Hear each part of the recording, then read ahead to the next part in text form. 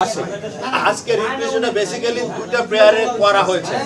একটা প্রেয়ার ছিল পুলিশের গুলি করাটাকে ইলিগাল ডিক্লেয়ার করা, কিন্তু এই রিপ্রেশনে কোথাও বলা হয় না পুলিশ কবে কোথায় কাকে গুলি করেছে। এটার ভেগ একটা প্রেয়ার চাওয়া হয়েছিল যে পুলিশের গুলি করা অবৈধ, এবং ওনারা এটা করতে গিয়ে ডাইরেকশন চেয়েছিলেন পুলিশ যাতে গুলি না করে। ওনাদের রিপিটিশনে প্যারাগ্রাফ নাম্বার 3-তে আছে কোটা আন্দোলনের শেষ হওয়ার পর একটা নতুন একটা বিক্ষোভ হবে। রিট পিটিশনাররা দুজন আইনজীবী ওনারা বলছেন ছাত্ররা একটা বিক্ষোভ করবে, ওই বিক্ষোভে যাতে গুলি করা না হয়।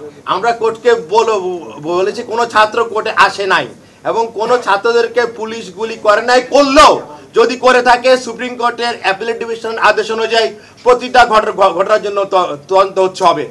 আমরা কোর্টকে বলেছি যে পুলিশের যে গুলি করার রাইট এটা জাতিসংঘের 1990 কনভেনশন, সব কনভেনশনে বলা আছে সারা ওয়ার্ল্ড ওয়াইড কখন পুলিশ ফায়ার আর্ম ইউজ করে। আমাদের জন্য এখানে পিআরবি আছে, পিআরবিতে বলা আছে police law and order violate করলে কারো লাইফ প্রোটেক্ট করার জন্য এবং যে কোনো প্রপার্টি সেভ করার জন্য গুলি করতে পারে। আমরা এইটাও কোর্টকে বলেছি যে আমাদের এই স্পেশাল সার্কমস্টেন্সে আমরা দেখেছি 52 জন পুলিশ সদস্যকে রাজধানীর একটা বিল্ডিং থেকে হেলিকপ্টার থেকে উদ্ধার করা হয়েছে। আমরা এটাও বলেছি 1200-র অধিক পুলিশ সদস্য হাসপাতালে চিকিৎসাধীন, শতাধিক পুলিশ অফিসারের মাথায় চাইনিজ কুড়াল দিয়ে আঘাত করা হয়েছে। তার জন্য যদি এখন হাইকোর্ট থেকে একটা ভেগ আদেশ দেওয়া হয় যে পুলিশ গুলি করতে পারবে না, এটা কিসের ইঙ্গিত? তার মানে কি ভ্যান্ডালিজম? ছাত্রদের আন্দোলন, ছাত্ররা ওদের ন্যায্য দাবির প্রতি গভর্নমেন্টের সর্বপ্রথম ছাত্র রাস্তায় নামার আগেই সরকার অ্যাপিল ফাইল করেছে, সরকার অ্যাপ্লিকেশনে গিয়েছে, সরকার সম্পূর্ণ কোটা বাতিল করেছে।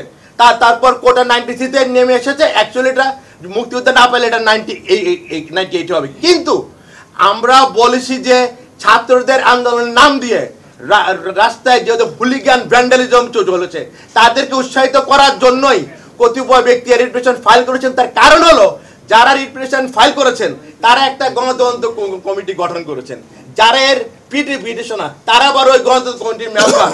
এখানে আমরা দেখিয়েছি ওয়ান অফ দ্য রিট পিটিশনের বাবাও ছিলেন একজন, যে উনি হাইকোর্টে একটা রায় দিয়েছিলেন, ওই রায়ের ভায়োলেশনে হয়ে যায় যে এই পুলিশ যদি তার রাইট অ্যাক্সেস করতে না পারে।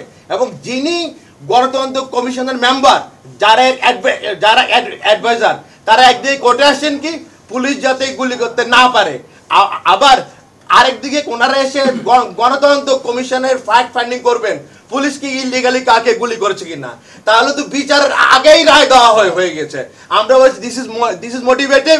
এটা করা হয়েছে একটা যে কোনো একটা পার্টিকুলার একটা পরিস্থিতিতে দেশকে একটা অস্থিতিশীল করার জন্য, এবং যাতে এই ধরনের ভ্যান্ডালিজম চলতে পারে, এটাই ছিল এই পারপাস।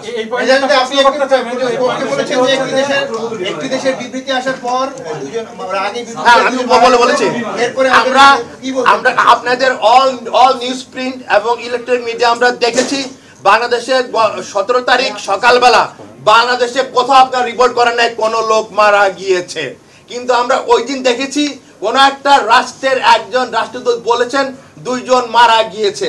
তারপর দিন থেকে আমরা দেখলাম মৃত্যুর হোলি খেলা শুরু হলো। ঠিক তেমনি ভাবে যখন সারা দেশ শান্ত কোটা আন্দোলনের পর এই যে গতকাল যে রিপ্রেশন ফাইল করা হলো, ওনারা ফাইল করলেন কি ছাত্ররা বিক্ষোভ মিছিল করবে। কে ফাইল করলো? 2 জন লয়ার ফাইল করলো। ওই মিছিল হলে পুলিশ যাতে গুলি না করে, পুলিশ কি গুলি করেছে? পিটিশনাররা বলেছেন যে সবচেয়ে বেশি যেসব জায়গাগুলোতে ভাঙচুর হয়েছে, অগ্নিসংযোগ হয়েছে, বিটিভি ভবন, মেট্রো রেল স্টেশন, এরকম জায়গাগুলোতে গুলি করা হয়নি, গুলি হয়েছে বিক্ষোভে। আসছি পুলিশ ওই জায়গায় এমন অবস্থায় ছিল ওদের পক্ষে ওই সময় যত সংখ্যক হুলিগান ছিল এবং যারা ভ্যান্ডালিজম করতেছিল পুলিশের পক্ষে ওই সময় ওইটা যদি অল্প সংখ্যক পুলিশ ছিল। আপনার যদি 1,000 হুলিগান, আমরা বিভিন্ন ব্যাপারেই দেখেছি ঢাকা শহরে 16 তারিখের পর থেকে 1 লাখ নতুন সিম ঢুকেছে। আপনাদের সবাই টিভিতে দেখেছি লুঙ্গি পরা বয়স্ক লাঠি নিয়ে গান পড়ে। কোন ছাত্র বাংলাদেশে কাজ করতে পারে না, ছাত্ররাই স্বাধীনতা এনেছে, ছাত্ররাই ভাষা আন্দোলন করেছে। ছাত্ররা কোনদিন লুঙ্গি পরে যে গান পাউডার নিয়ে ছাত্ররা এই ধরনের আমার পুলিশ কাকে গুলি, পুলিশ কোন ছাত্রকে গুলি করলে মাননীয় প্রধানমন্ত্রী বলেছেন সমস্ত হত্যাকাণ্ডের যথাযথ বিচার হবে। আচ্ছা, এই যে আমরা আজকে শুনলাম, আপনি জানেন যে একজন সিনিয়র আইনজীবী সারা হোসেন অভিযোগ করেছেন যে আপনারা তাদেরকে সমস্ত কোর্টের কাজকর্ম পেলে একটি কোর্টে যে তাদেরকে ব্যক্তিগত আক্রমণ করেছেন, তারা হিয়ারিং করতে পারে। এই বিষয়ে ওনারা একটা ফ্রিভুলাস 5 প্যারার একটা রিট পিটিশন ফাইল করেছেন, আর্গুমেন্ট করেছেন 2-3 ঘন্টা। আমাদের ল হলো কোনো ফ্যাকচুয়াল কিছু সাবমিশন রাখতে হলে it will submitted by affidavit. ওনার অ্যাফিডেভিটে প্যারাগ্রাফ আছে 5টা, বলেছেন কয়েক ঘন্টা।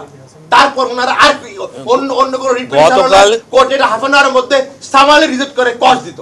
গতকালকে কোনো আক্রমণ হয় নাই, তাদের ঠেকানো হয় নাই। গতকালকেও তাদের অ্যাডভোকেট না রেডি বলতে হবে না, সে আজকেও সে আর্গুমেন্ট করছে। গতকালকে হইচই হয়েছে, বিচারক কয়েক দফা আপনাদেরকে থামিয়েছেন, এটি কি কারণে হয়েছিল? এটা দুই পক্ষের লোকজন। কোর্টে আমরা এই ধরনের কোনো বিশৃঙ্খলা কোনো কোর্ট কোনোদিন এটা কাম্য নয়। হ্যাঁ, এখন এটা একটা সেনসিটিভ ইস্যুতে অনেক সময় অনেক ধরনের যে এটা কোনোভাবেই কাম্য নয়। হোটেলের মশকরা নিয়ে কালকে ডিবি প্রধান হারুন সাহেবকে যখন প্রশ্ন করা এই ব্যাপারে আমার কোনো কমেন্ট নেই। উনি বলছে আনুষ্ঠানিকভাবে উনি কিছু জানেন না, আপনারা জানাবেন কিনা? এই ব্যাপারে আমার কোনো কমেন্ট নেই। এটা না এটা কোর্ট বলেছে, কোর্ট কি জন্য বলেছে সেটা আমরা বলতে পারবো না, এটা কমেন্ট নাই। তবে আপনারা দেখেছেন যে গতকালকে যারা এই 6 জনের বাবা মা এবং বাচ্চারা এই ভাই ডিবি অফিসে যে তাদের সাথে দেখা করছে, সেখানেও তারা খাইছে। এখন এই সব কথা তো গতকাল আমি একটা সাবমিশনের কথা আপনারা জান নাই, 6 জনকে যে সিকিউরিটি দেওয়ার আগে একটা ছেলে মুগ্ধ নামে একজন কোঅর্ডিনেটর ছিল, ও ফেসবুকে স্ট্যাটাস দিয়েছে, দিয়ে বলেছে আন্দোলনে দুর্বৃত্তরা ঢুকে গিয়েছে। পরের দিন কিন্তু ওকে মৃত অবস্থায় পাওয়া যায়, সন্দেহ করা হচ্ছে ওকে খুন করা হয়েছে। তার প্রেক্ষিতে এই 6 জনকে এই নিরাপত্তা এখন আপনারাই বলেন, সরকার কি অপেক্ষা করবে এই 6 জনকে দুর্বৃত্তরা মেরে ফেলবে, নাকি সরকার ওদেরকে সেফটি প্রোভাইড করবে? ওর বাবা মা এসে বলছে ছেলে ভালো আছে, মা বলছে মেয়ে ভালো আছে। এই আইনজীবীরা কিভাবে জানেন যে যে মিছিল হবে তারপর গুলি করা হবে? এই জন্য আমরা বলেছি যারা গণতন্ত্র কমিশন করছেন একটা বিশেষ গোষ্ঠী, যারা এই সবসময় দেখা যায় যে এই ধরনের ক্ষেত্রে একটা কেওয়াস সৃষ্টি করা হচ্ছে, তারাই গণতন্ত্র কমিশন করেছেন, তারাই রিট পিটিশন ফাইল করেছেন। ছাত্ররা কিন্তু এসে বলেন আমরা বিক্ষোভ করতে বাধাগ্রস্ত হয়েছি।